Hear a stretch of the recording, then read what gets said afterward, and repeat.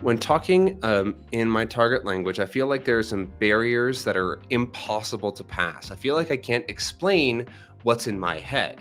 Is this because I'm trying to translate unconsciously, or how can I maybe go about this? Yeah. So there's this idea that I talk about with clients, where when you start speaking a second language, you have to accept that you are going to be a dumber version of yourself Oh because you don't no, have the it's bad words to news for actually me. express all of the ideas that you have in your native language. So, like, just as a context, if you start speaking at 5,000 words in your target language, in your native language, you probably have 20,000 words.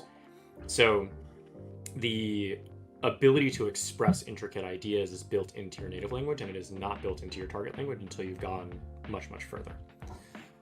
So, um, rather than trying to replicate your identity in the target language, I would encourage you to create a new, essentially dumber version of yourself and embrace that version.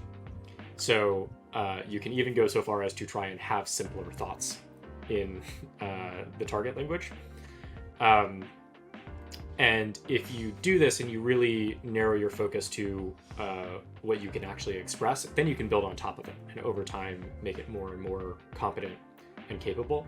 But you're essentially Yeah. starting from let's say a 10-year-old or a 15-year-old's ability. And 10-year-olds are not very eloquent.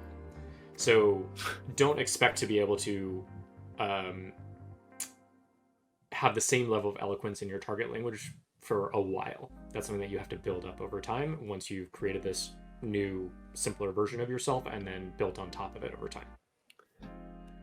Yeah, that's actually something I'm starting to work on more in Spanish because I am very much fluent, comfortable, understand like everything that I come across. And my speaking is also pretty natural, but I'm finding that there are certain things that I cannot do super well. I can do spontaneous things. I can talk about, especially stuff I'm familiar with. But if I want to like describe a thing I saw or like tell a story of like sort of more exactly what happened, that's really difficult. And it takes me a lot of sort of trial and error to get that out. Also, if I'm like tired or sort of surprised, it's harder. I notice that when I go to the gym, because I do jujitsu, and so like I frequently will talk to somebody. No, it's like I'm in Spanish mode, and so like when I try to speak, it just doesn't really come out. I can't even think of things in English either because I'm just tired. And so like that's a skill I'm trying to work on a little bit later in the year because I'm currently focused on Czech. But like those are things that you're going to have to practice because you just need to get practice describing things. If you want somebody to grab you something out of the shelf, being like, "Oh, it's the one. It's a little bit more to the right, up in the corner. It's the green one, sort of dangling there." Yeah, that one. Like that's not really anything you hear in immersion or you practice, and like that's something you have to kind of go out of your way to see how natives do it, then develop your comfort with it, and then also like be able to do it yourself spontaneously. Like there's just a lot of extra skills there.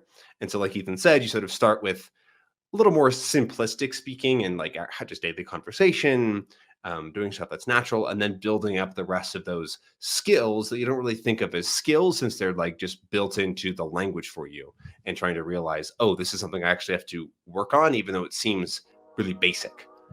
Another one, for example, is like being comfortable with the months or days of the week in relation to each other, because often learners of a language will learn them just in order.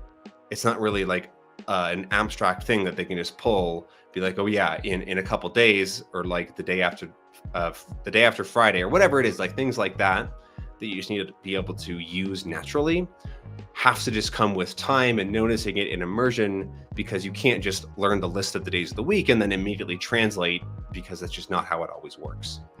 And so focusing on those skills once you've already become functionally fluent is how you really have to get used to them and get good at them.